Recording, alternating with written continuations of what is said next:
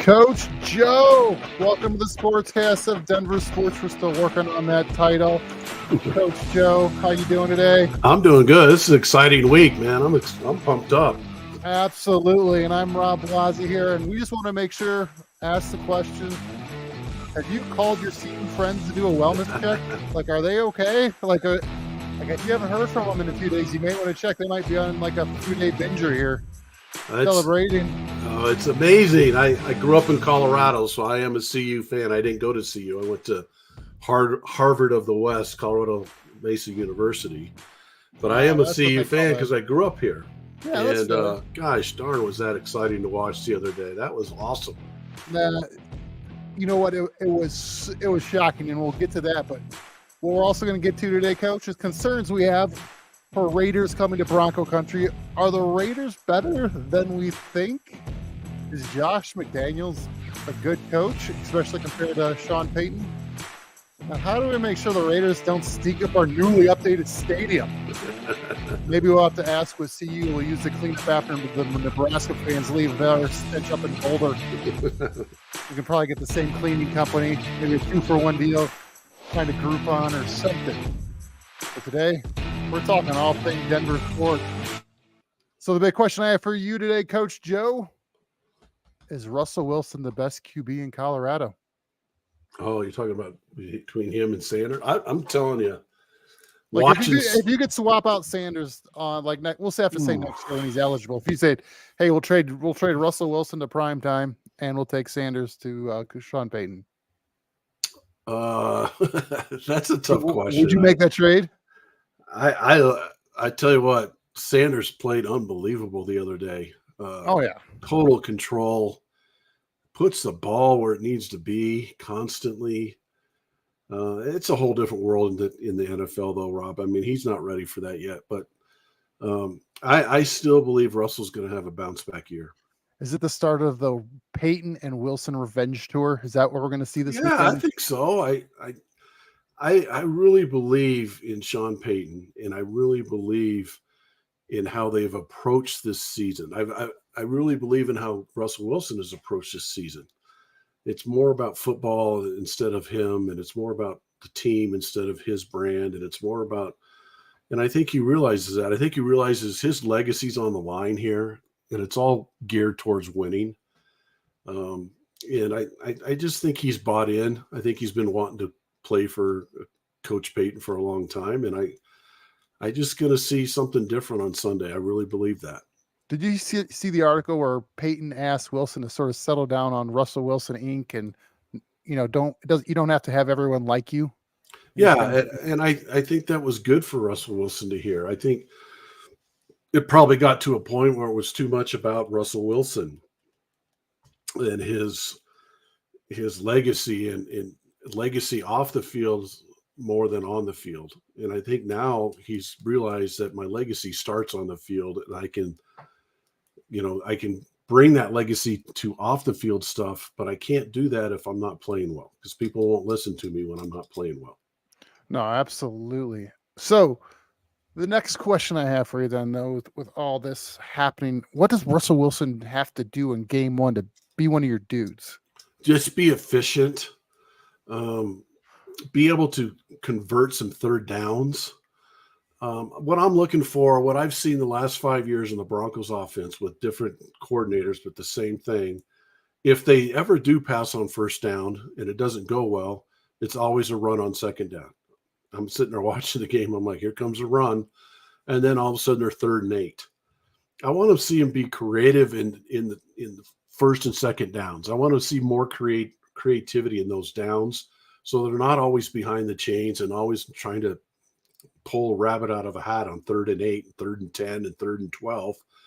Let's get some creativity on the first and second down, so we're not always in those positions where we have to try to figure something out on third.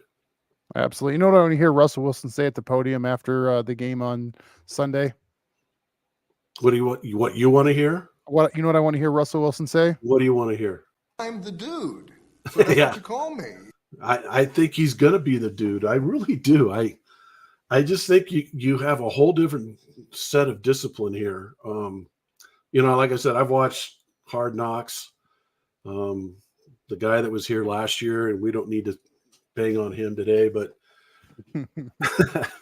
I mean, you can see what went on last year. He just gave full autonomy to Russell Wilson, gave him his own office, let his quarterback coach come on campus, do all those different things, and it just was not good for anybody there. What are the chances Russell Wilson gets benched sometime this season? I don't think it's going to happen. You don't think it's going to happen? I think it's much higher than we actually think, because I'll go back to my original theory of why he's got Stidham. So I have I did a background check on Russell Wilson.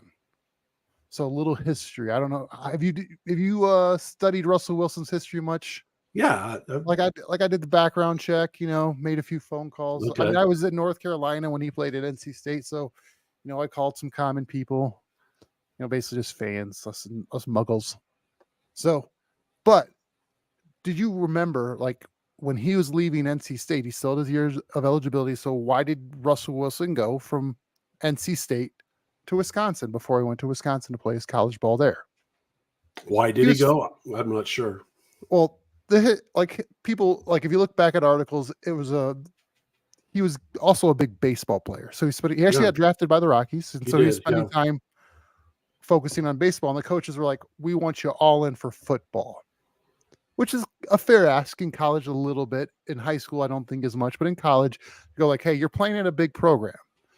To split your time between two sports, especially two time suck sports, it's not like he's just going to go out there and go, it's not like the soccer player coming to kick field goals for the football team. It's, to go play baseball. And so Russell, there was kind of the coaches were like, you know what? Why don't we, nicely part ways, because you'll go play quarterback for some other. This is before the transfer portal, the way is what it is today. So to, have a star quarterback transfer schools was actually quite a big deal back then.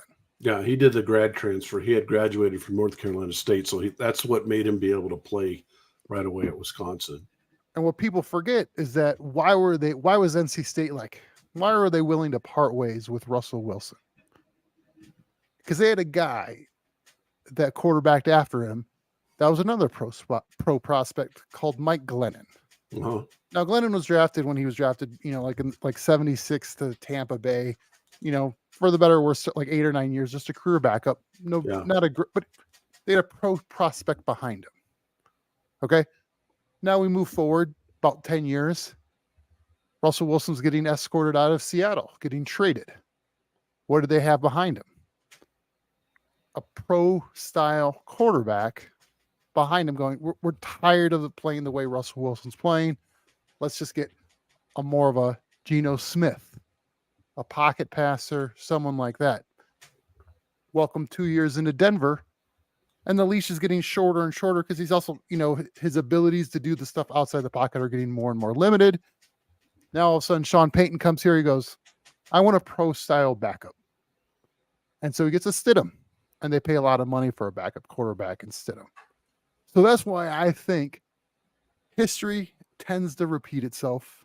Okay. Things seem to happen over and over for a reason. Not all the reasons we're privy to. We don't know out here just looking in. But if there's ever a motivating factor for Russell Wilson, is they got a Stidham behind him. And I think it's not done on accident. It's not going like, hey, we should just have a really good deep quarterback room. It's we have to motivate Russell Wilson to do what we want the way we want to do it. Yeah, and I think he'll respond to that. That's but here's the thing is, I don't think he has in his career. All of a sudden, like, why at 35? If you hired someone and he's been working for you for 12 years and you're like, hey, we need you to change the way you're doing things, Rob, because, well, it's just not working out. You had a few flash in the pans. They were great, but for consistent growth, this isn't working. Yeah. Why would you expect that person to change? I just think that he has a competitive fire in him, a competitive spirit after what happened last year, to prove people wrong, to prove that he can still play. Mm-hmm. And I think top-notch grade A athletes have that fire and desire inside of them. I don't think he's too old physically to do it. I think him losing weight is going to help him. I could be wrong. I just believe in top-notch athletes and the heart and the guts and the determination that they have. That's what separates them from being the top notch, which he has been from people who are just playing in their church basketball league. yeah. I mean, he has something inside him that's going to say, I'm not going to go out this way. And he's got a coach that's helping him do that. And I think he's bought into that. And I just think it's a good fit. We'll see. I mean, I like Stidham. Stidham looked good the other night. That makes me feel better that we have. I bet Sean Payton's feeling better for it too. Here's what I'll say is like, I want Russell Wilson to work. It's the best thing for the Broncos. It's the best thing for Wilson. It's the best thing for everybody. Yeah. But I think they got a really good safety net in Jarrett Stidham. But speaking of guys that you expect to play well, there's rumors that Jerry Jeudy will be back in game 1 after his hamstring injury. You think he'll be back? No. I want him to be. He was out at practice running routes. Yeah, I do. I just don't want him to get hurt more unless he's 100%. They need him, Rob. They need Jerry Jeudy. I think Jerry Jeudy is phenomenal. I think he's a phenomenal athlete. He showed you what he could do towards the end of the season when they actually featured him and got him the ball in space and did some of the things that they needed to do his first 3 years that they didn't do. I just don't think he chance it here. I think maybe they did that yesterday to get it in the Raiders' mind that he might play. They play games like that all the time. But once the game started, if he's not playing, he's not playing. It doesn't matter. But I just think that it's kind of like Kelsey tonight. I don't think he should play either. He's not playing tonight after hyperextended knee within a week of it. I don't think Jeudy should play either. I think they need to rest it. I think he needs to get fully healthy. If I read between the lines what you're saying, Coach, you should save Jerry Jeudy for the playoff run. Make sure he's healthy for the playoff. I don't know about Is that what I'm hearing? Trust me, I want him back as soon as we can get him back. I think this coaching staff will use him the way that he should be used. He has not been used the way he should be used the last 4 years at all. Not even close. Speaking of coaches, we're going to McDaniels versus Sean Payton, and we're going to break down what the score is and how they get it. And prime time versus Nebraska. But speaking of big time, Coach Pete D'Arruda, America's Wealth, Financial, and Income Coach. Coach Pete D'Arruda, founding partner in Capital Financial. We'd like to thank him for helping make this show possible. If you're nearing retirement or just have questions on your future retirement income, reach out to Coach Pete and his team at Capital Financial. You can just text VIP. That's a special code for us, Coach. Text VIP to 600-700. Yes, it's only 6 digits. Yep. Text VIP to 600-700. Or guess what? Or you just go to retirementhelpcenter.com for some free retirement information for you there as well. But text VIP to 600-700 to get in touch with his team. So, Coach, who's the better coach in Colorado? Peyton or Primetime? I don't know. I think that. Did I tell you I went on a flight with Primetime earlier this year? Did you really? Yeah, we were flying to North Carolina. We're on the same flight to Raleigh. I'm walking on the flight. I'm like, oh, that's Deion Sanders. That's I'm like, cool. Does he know he's the second best coach on this plane right now? Like, I am around the 2,732nd ranked junior high basketball coach in Colorado. There you go. And I'm on the plane with him. And I was like, he should know that. But he's there sitting up there in first class. I'm like, I'm going to go get my seat in 37F. I'll be fine. I'm going to answer your question by saying this. I think we're really lucky that we have both of them here. Yeah. I don't know if you can say one's better than the other. It's a totally different ballgame. Let me rephrase the question then for you. We'll rephrase it here for you. Does Sean Payton have the same expectations in game 1 that Primetime and CU took care of business in their game 1? No doubt. And that's the thing I'm going to tell you, Rob, is going to be the difference in this Broncos team. When I watched CU the other day, and we were talking about this off air, they had one penalty the whole game. That's what Sean Payton is going to expect from the Broncos as well. They have high expectations. They don't lower those expectations. That's the difference between a great coach and an everyday coach, is they have expectations and they do not lower them, and they drive them home. And Are all penalties? I know you're big on no penalties, but are all penalties bad? Like pretty much, yeah. Von Miller. Yeah, Von Miller would get them occasionally, but he was trying to time the quarterback. It's kind of the cost of doing business for Von Miller and some of these guys trying to get to the quarterback. Is some of it, as a coach, do you feel like you're putting the brakes on guys instead of pointing them in the right direction? When you say no penalties, it's unacceptable. You say this instead, watch the ball instead of don't jump off sides. Okay, so you say it in a way that you're trying to be positive with them, so they're not putting in their mind, don't jump off sides.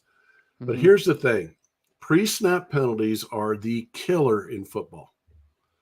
You go from 3rd and 8 to 3rd and 3, completely different. Absolutely. You go from 3rd and 8 to 3rd and the other way, 3rd and 13, you're done. Unless you got Sanders as your quarterback. Well, yeah, and the running back. Oh my God! But I'm telling you, when you have one penalty in a game, you're probably going to win. Mm-hmm.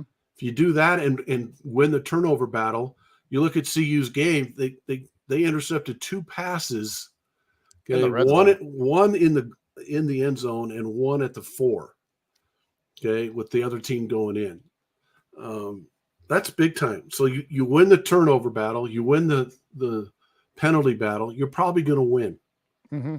And if you have pre-snap penalties, and this is what I say all the time as a coach, I'm sitting here watching, especially professional football, you should never have a pre-snap penalty in professional football because that is all you do is football 24/7 to get prepared for the game.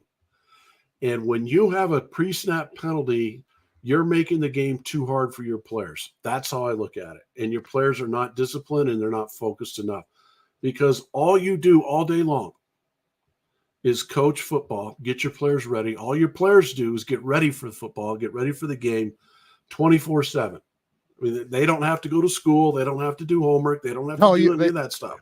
That's cute. You think they go to school. Oh, that's cute. They don't have to do anything. So if you have a pre-snap penalty, it drives me insane watching pro football with pre-snap penalties. See, now, this is my basketball background is obviously like the equivalent would be as getting a foul.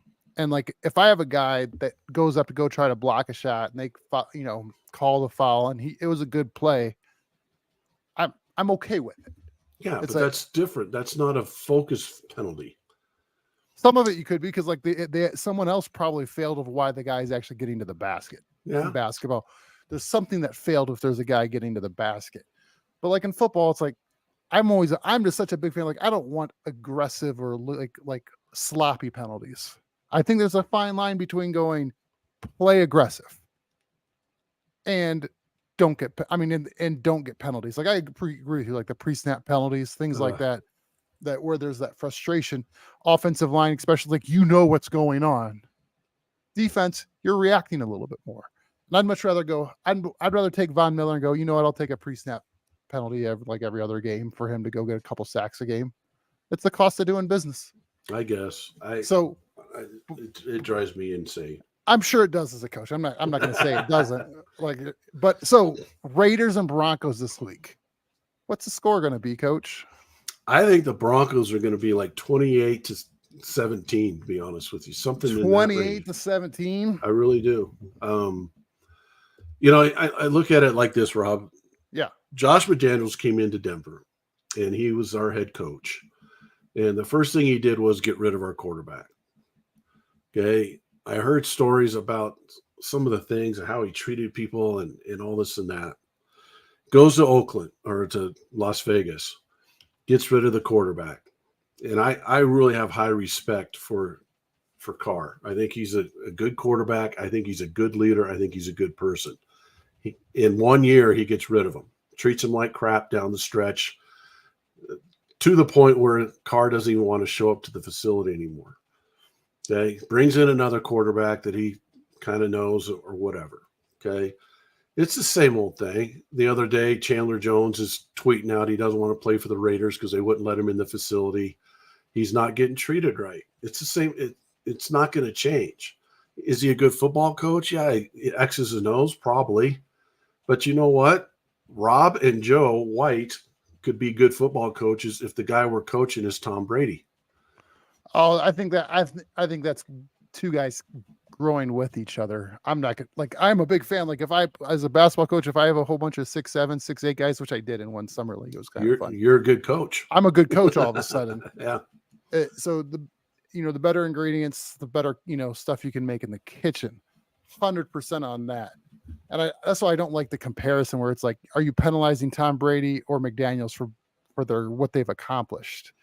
No, I'm saying that he did a good job, but he did a good job with Tom Brady.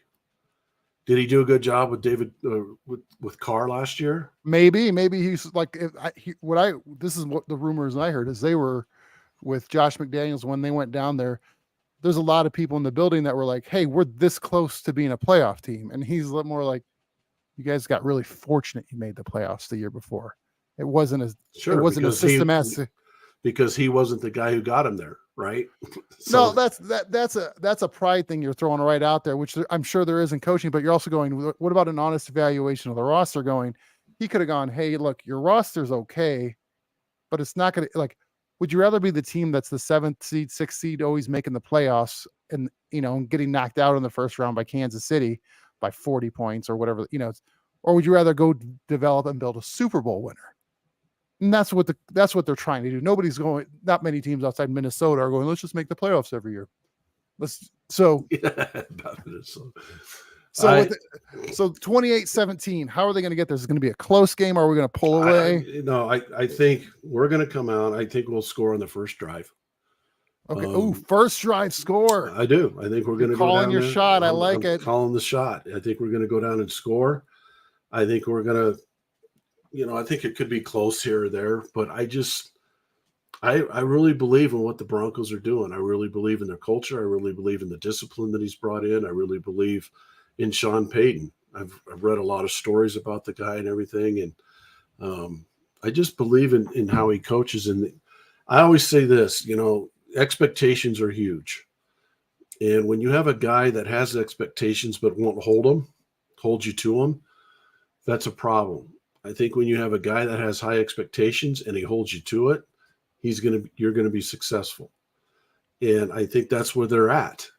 And I think he can outcoach Josh McDaniels. I'm not saying Josh McDaniels isn't like I said, a good X's and O's coach and so forth. But the other part with Josh McDaniels is people do want to have to play for you.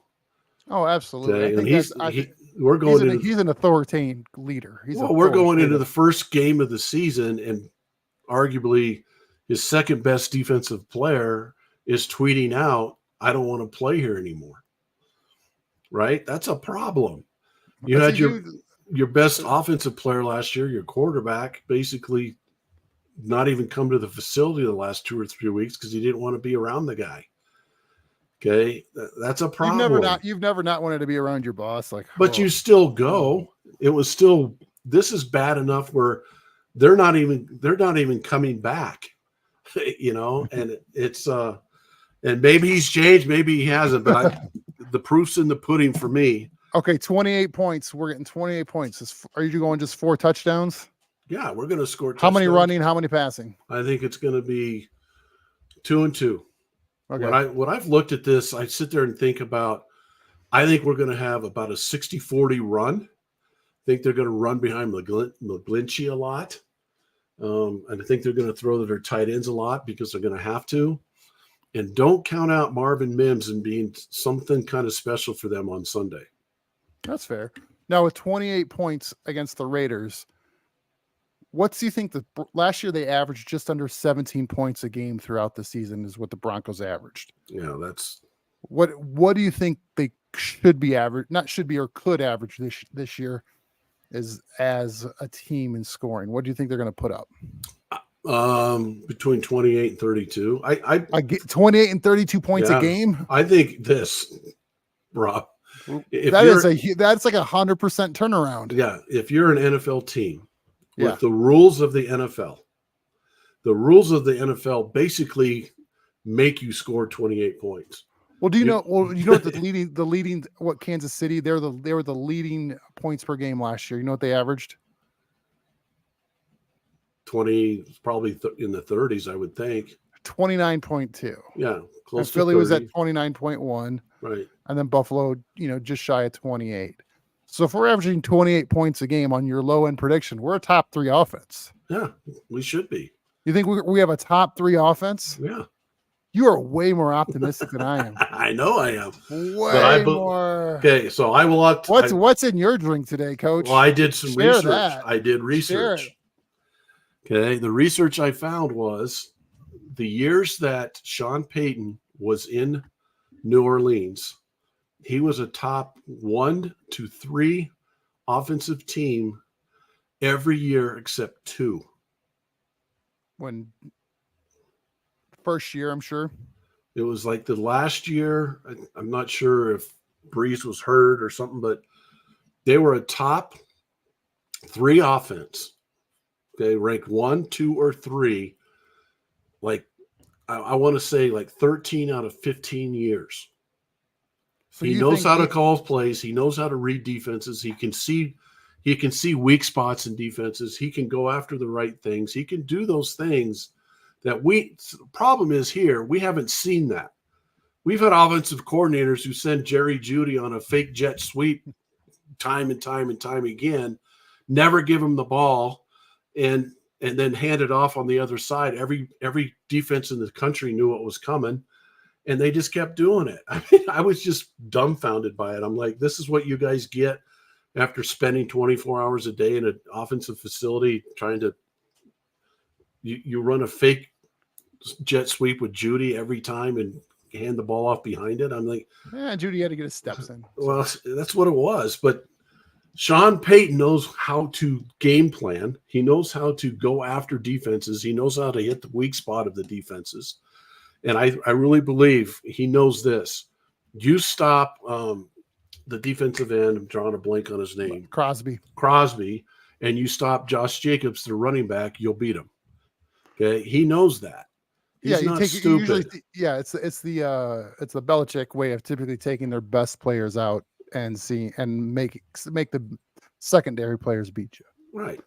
So speaking of coaches trying to do it again, coming up, can Deion do it to Nebraska? Yes. Can he rinse and repeat? Yes. Are the Rockies still going to lose 100+ games? Yes. Stop answering all the questions before the break, Joe. Stop.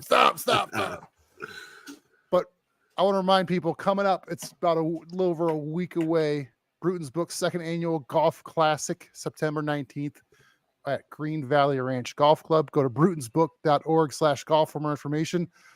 Their efforts of their foundation and their mission are to improve literacy amongst children and set them up for success. They believe that great readers make great leaders and can ultimately change the world one page, one chapter, one book at a time. If you want to, it is up with your support. They can help address accessibility to books and implement future tutoring programs. So brutonsbooks.org/golf. Go sign up. They're looking for more golfers, Coach Joe. Well, it's a great what they're doing to get books and stuff to kids is awesome. I love Absolutely.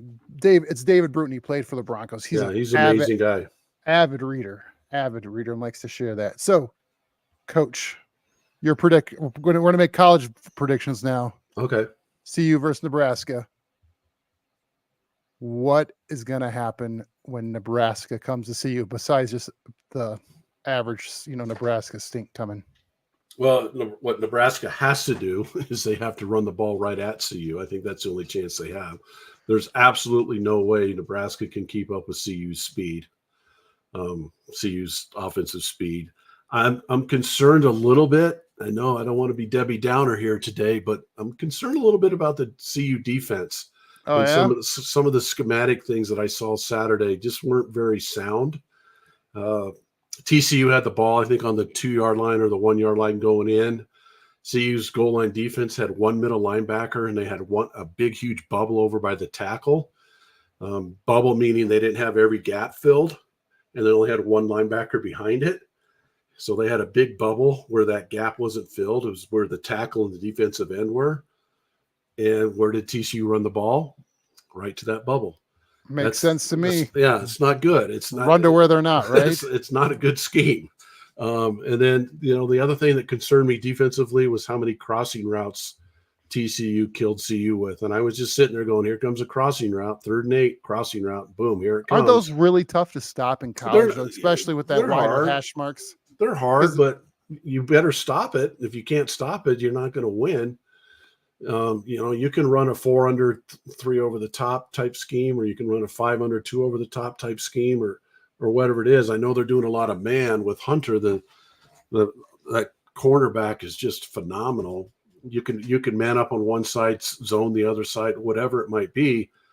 But what was happening is the linebackers were getting caught up in the wash and couldn't cover the crosser, and they were just killing them with the crossing routes. And I didn't see a lot of adjustments to that. So hopefully they got some of those things schematically taken care of this week. So I don't want to see teams scoring 42 on CU. But I think CU should run away with this after what I saw last week when I watched Nebraska, Minnesota, and watching TCU, the speed that CU has, there's no way Nebraska can match it. No way. CU last I checked was favored by anywhere from 2.5 to 3.5, depending where you look. And the over/under was 59.5. Do you think they're going to put up 60 points between the two teams? I mean, Nebraska put up 10 last week. Yeah. I'm not sure if I go with the over on that, but I do think CU's, it's so funny. It's amazing how this line has swung after last weekend. It's crazy because I think it was Nebraska was a 9-point favorite, and now they're a 2-point dog. So we'll see. There's just no way they can handle CU's speed. The only way they can handle it is keep it in their offensive hands and run the ball. Take time off the clock and try to do it that way because their quarterback can't throw very well. Did you ever coach special teams? A little bit. I helped out. I wasn't like the coordinator for special teams.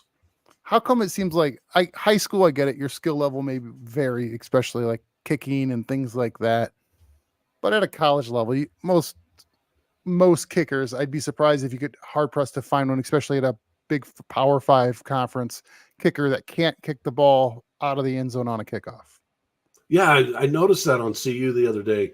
And I don't know if they were doing that as a scheme thing where they were trying to kick it high, get their guys down there and pin them inside the 20. Some teams will do that. Is that 5 yards really worth it? What am I missing is an outsider, it's like, I'd much rather be like, hey, go kick it out of the end zone, take it at the 25. And you know what? We'll 75 yards. Like if you pin them to the 21 or the 20, it's like, oh, those 4 yards is what's going to, is there a metric out there that's studied that I don't see? Yeah, I agree. I see what you're saying because they had some good long returns against CU. That's the other thing that needs to be taken care of a little bit. But kick it out of the end zone and let's start over. This would make it easy. What do you think? Did you see the idea is getting rid of kickoffs, but doing like a 4th and 15 punt? Have you seen that proposal? No. So it's set up because like onside kicks they're fun, but they're highly unlikely. Yeah. Like I forget what the stats are, but it's single digits in getting them, especially in the newer rules and how they've to help protect the players. So the idea is of going instead of a kickoff, you make it 4th and 15. So most teams are going to punt at 4th and 15, right? They're not going for it. But if you did want to go for it to get the ball back, you go for it and just put your offense on the field. I don't want to mess with it. I don't want to mess with football like that. I don't want to try to reinvent the game. I sit there and look at it like this, Rob. This frustrates me a little bit. Okay.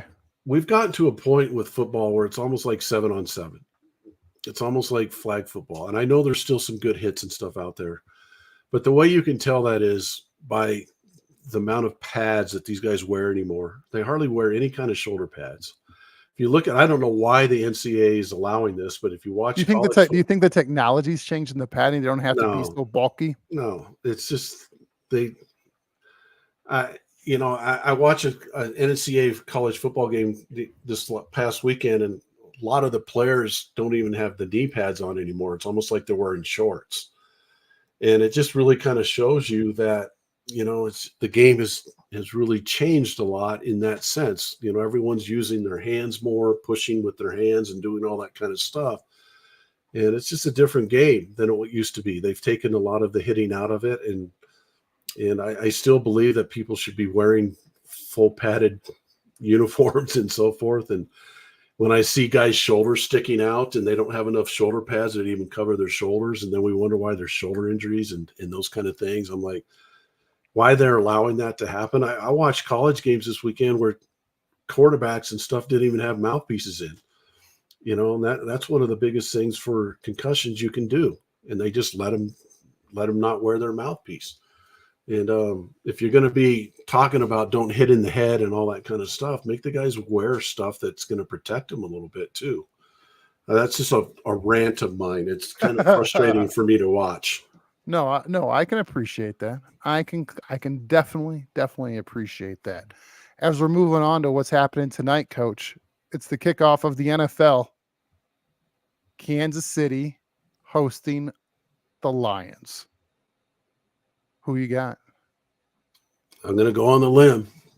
Oh, he's going out on the limb. I'm saying the Lions are going to win this game. Why do you say that? I'm a little questionable about where the Chiefs are with Jones holding out and Kelsey's injury. Now, I'd still say they have the best player maybe ever in football in Patrick Mahomes with what he can do. Mm-hmm. But there's also something that's called, you got your best defensive player and he's holding out on you.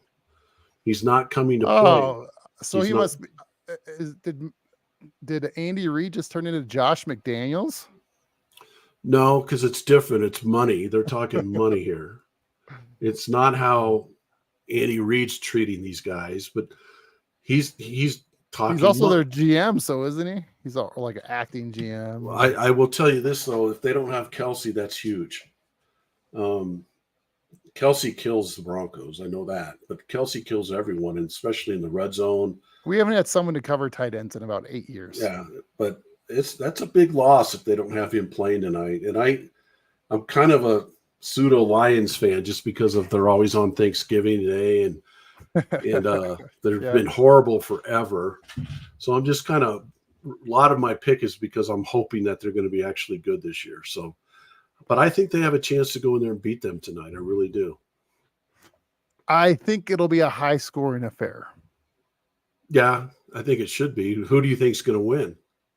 Oh, I think Kansas City is going to win. I don't have faith in I have as much faith as they do in the Lions as I do in Denver. It's like, I get it. I'll be optimistic, but I'm not going to until you show me you can do it. I get it.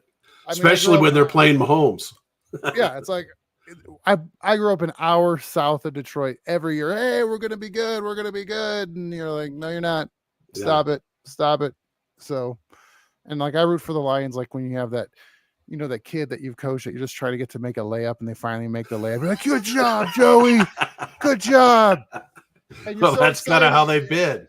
And you're so excited. You're honestly excited for your kid, but the kid that does that in the team, and I kind of think of the Lions the same way. It's like, good job, guys. You didn't get beat by 30 this time. Good job. Keep it up. But like, you know what? They've invested a lot in their offense. Their offense is putting up points. Their defense is, it can't get much worse when you had the best ranked offense and like the worst ranked defense last year. So Hutchinson's a dude now. He's a defensive end. Oh yeah. That guy's a dude. You watch him tonight. He's kind of a key to this game. If he can get after Mahomes a little bit and, get Mahomes a little frustrated, we'll see. It's going to be interesting to see how he does without Kelsey. Yeah. And he's still an awesome player. I'm not saying that, but and if there's any team that has next man up, it's like they got rid of their best receiver, arguably the best receiver in the league. Like, oh yeah, you can go to Miami. It's fine. Yeah. All of a sudden, everyone's like, oh, they won't do as well. No. It's because the ultimate dude in Patrick Mahomes makes everyone better. Absolutely. And that's why I shouldn't be betting against him tonight. That's why I said it's more of a hope than it is a sure thing. But you're thinking with your heart instead of your brain. I am. But Patrick Mahomes is the ultimate dude because he makes everyone around him better. They could bring in Podunk Joe to be a wide receiver, and he would be better because Patrick Mahomes is throwing the ball. Speaking of that, like I always thought that, like, I'm like, oh, I could, how hard is it to do what they're doing, right? Have you ever caught a pass from like a legit top level quarterback? No way. It'd break my hands probably. It was this is 20 years ago. I was at some event. We met like a guy that played quarterback at Vanderbilt or something, like someone you never heard of in college football. And he was rifling passes at me because I had a friend egging him on, like, hey, throw it harder. I bet you can throw harder. And it was ripping the flesh off my hands. I was like, I can only imagine the calluses these guys have built up if they didn't wear gloves. That's why they wear the gloves.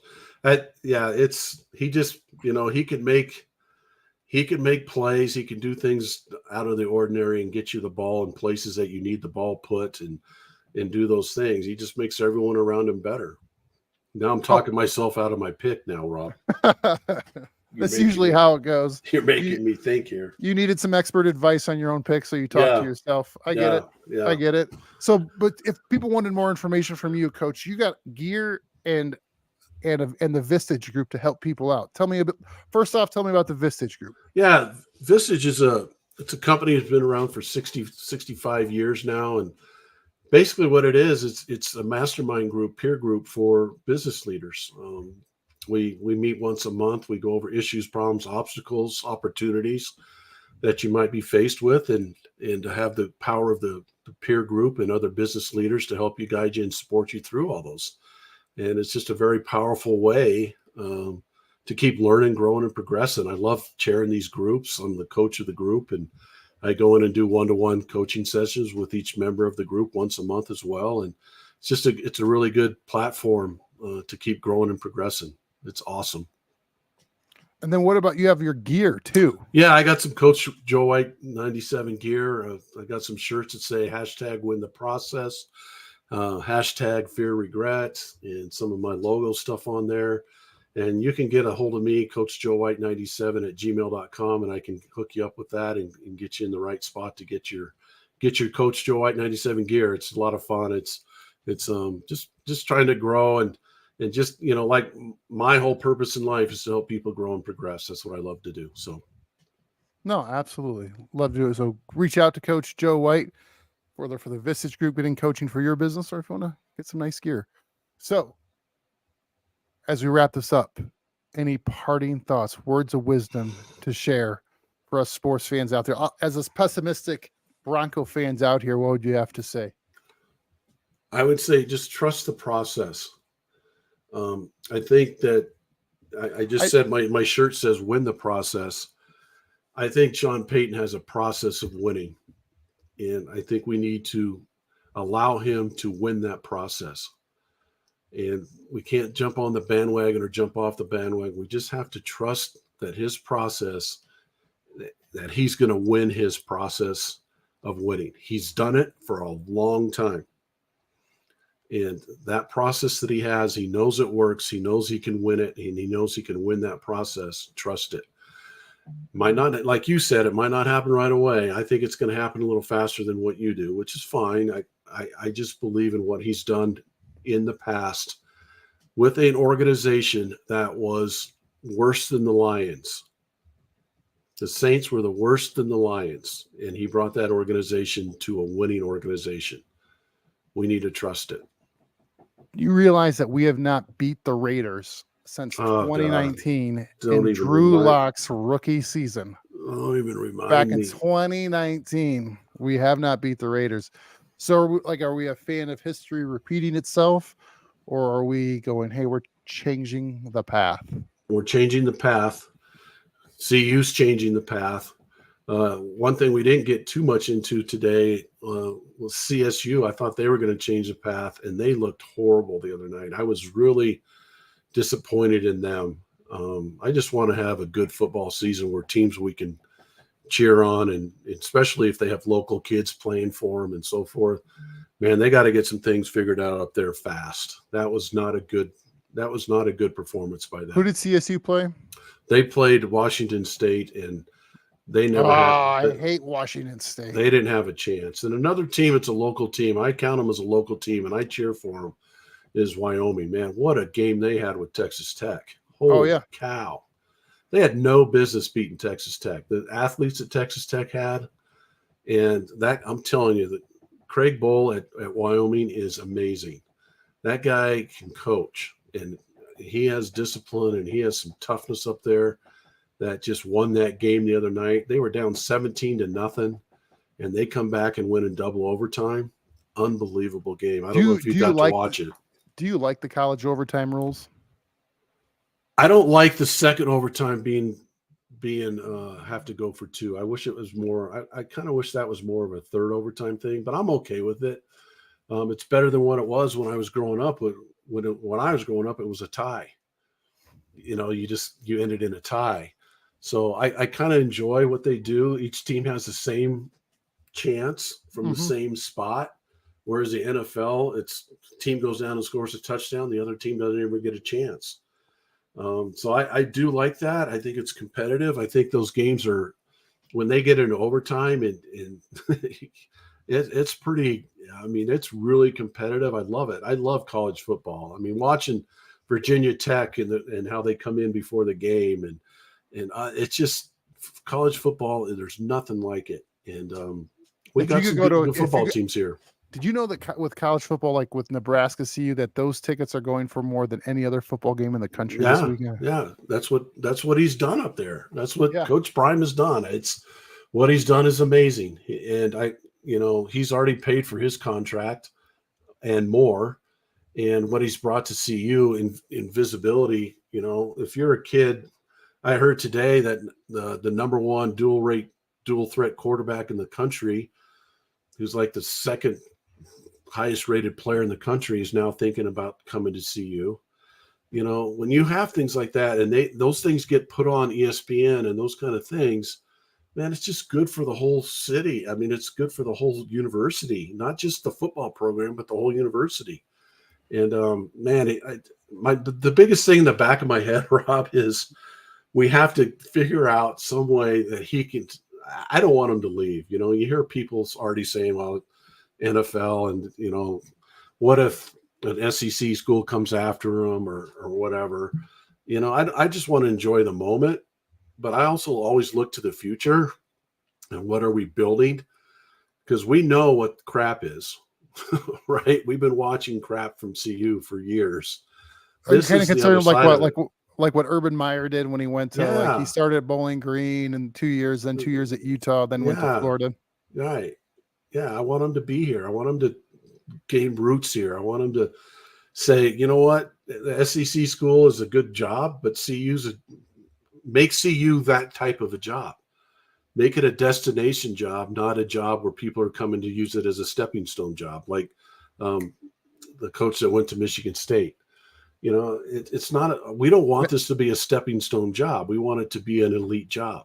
How many athletic directors are now kicking themselves by going, I could have had Deion Sanders? Oh man, Auburn. How many Division I programs? And here's the thing I think people forget too, is Deion played at Florida State. And so I would guess the primary school that if knocked on his door at some point to coach, it'd be hard to say no to Florida State. Yeah, but let's just hope they keep doing well. Right? They beat LSU. That was a great game. They beat LSU. So let's hope they go 11-1, and the one game they lose is to CU. Or to Miami, because I'm a Miami fan. It's hard to root for Florida State. It's really hard to root for Florida State. I think that coach is a great recruiter at Miami. I'm not sure he's a great winning football coach. It's early. We've been bad so long. I'll take anything. We're playing A&M this weekend, and if we can knock out a top 25 team, I'll take it. Yeah, we'll see. Miami should be a good program. It's one of those it's just hard to recruit in Florida now. Everyone goes there to recruit, and there's some great other great programs in the state that you have to recruit against. Yeah. So, but they'll get there. They'll figure it out. I have faith. Rockies. Maybe Sean Payton will go to coach of my Hurricanes after this. No, Sean Payton in college. If Sean Payton's watching what Deion's doing, he's like, I can get 50 first-round picks a year. Well, let's keep those Sean two Payton, there. Sean Payton's like, man, I could go coach somewhere in college and get every single recruit. I am telling you this, Rob. In this area, we're lucky. We have Craig Bowl, Wyoming, great football coach. I still believe that CSU has a great football coach. Coach Prime, looks like he's going to be a great football coach. Sean Payton's a great football coach. And Troy Calhoun at Air Force is a great football coach. I really believe those guys all are great football coaches. We're lucky.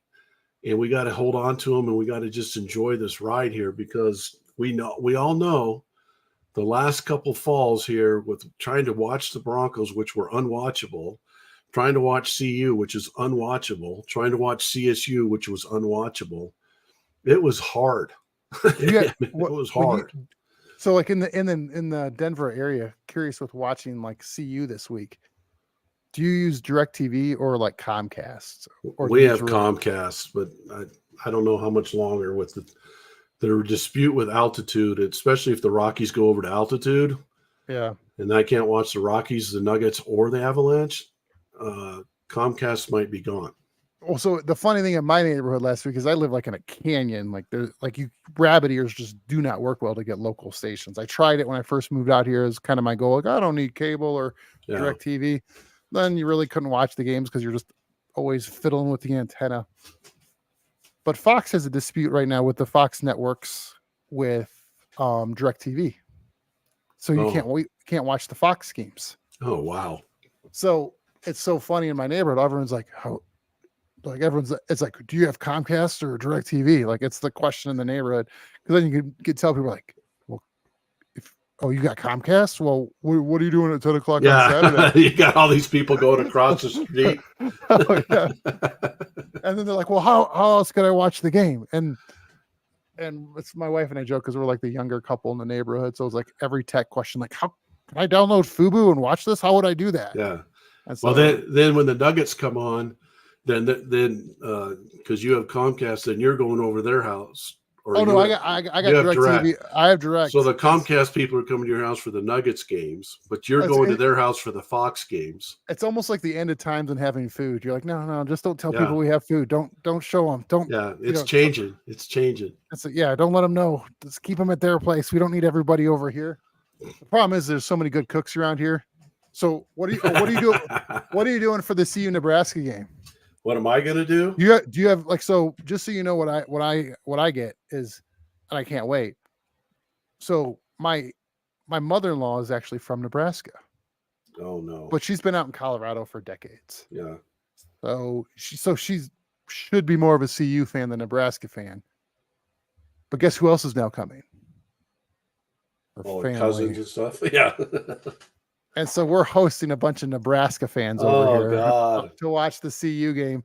So yes, I bought people CU shirts that should be wearing CU shirts just because I There you go.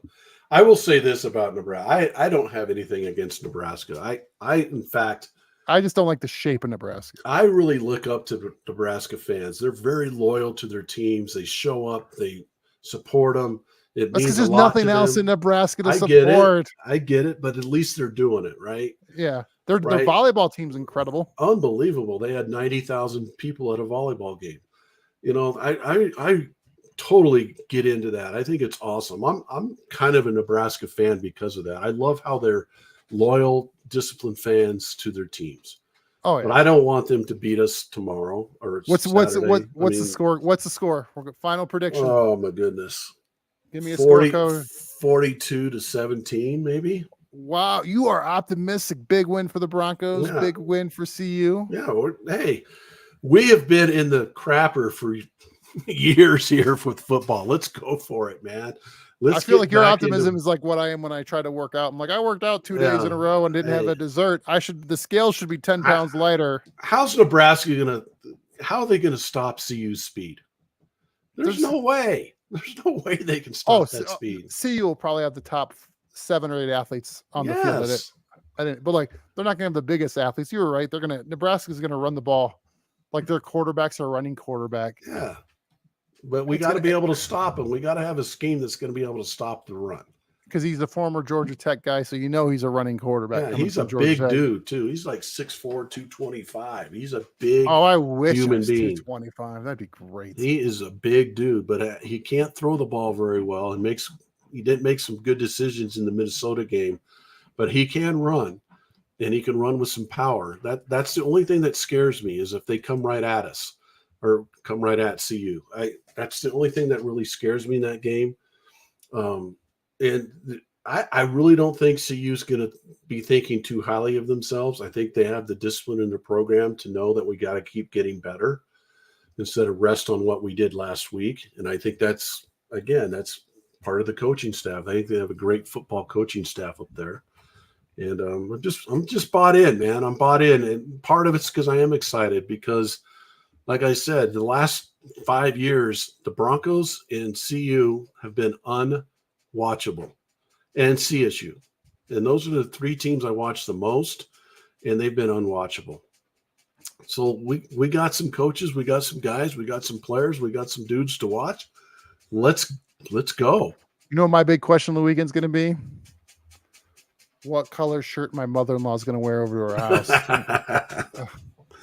Well, it's probably going to be Nebraska because she's Nebraska and she's loyal. That's how the Nebraska fans are. They're loyal to their teams. There's nothing wrong with that. Nothing wrong with that at all. We also got to remember. And she's also bringing the main dish, so she can wear whatever she wants. Well, that's right. And we also have to remember a lot of Nebraska fans are also Bronco fans because that's the closest team to them. And like CU fans aren't?